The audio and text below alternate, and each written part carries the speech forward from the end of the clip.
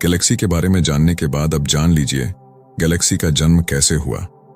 Big bang theory के अनुसार ब्रह्मांड का जन्म एक चीते से चीज की विस्फोट से हुआ था। इस धमाके के बाद हाइड्रोजन और हीलियम परमाणु का जन्म हुआ।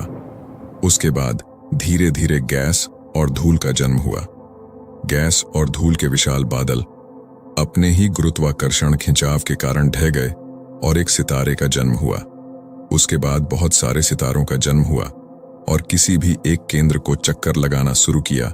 इसी तरह गैलेक्सी का जन्म हुआ। ब्रह्मांड में आज भी नए नए गैलेक्सीज का जन्म हो रहा है और बहुत सारे गैलेक्सी नष्ट भी हो रहा है। आज भी छोटे छोटे आकाशगंगा मिलकर एक बड़े आकाशगंगा का जन्म होता है। दो आकाशगंगा आपस में टकराने पर भी नई आकाशगंगा का जन्म लेती है। आकाशगंगा की दिखावट के अनुसार भाग किया गया है।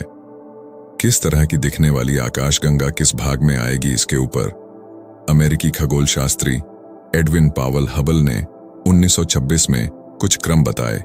इसे हबल सीक्वेंस कहा गया है। इस हबल सीक्वेंस के अनुसार आकाशगंगा को 3 भागों में बताया गया। वह 3 भाग है: spiral Galaxy, elliptical Galaxy, irregular Galaxy. Spiral Galaxy और एलिप्टिकल गैलेक्सी के अलावा ब्रह्मांड में और भी अलग अलग शेप के गैलेक्सी देखने को मिलती है। इस तरह की अलग अलग गैलेक्सी को इरेगुलर गैलेक्सी कहते हैं।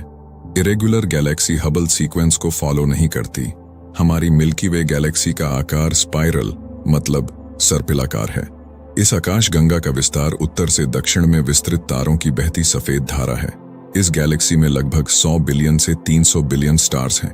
इस गैलेक्सी की एक छोर से दूसरी छोर की दूरत्व है 1,05,700 लाइट ईयर्स।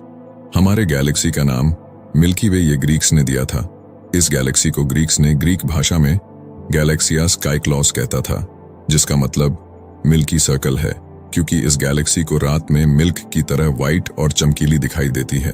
क्योंकि इस गैलेक्सी में बहुत ज्यादा स्टार है, जिसकी लाइट से ये गैलेक्सी सफेद रंग की दिखाई देती है, इसलिए इसे मिल्की वे गैलेक्सी कहा जाता है।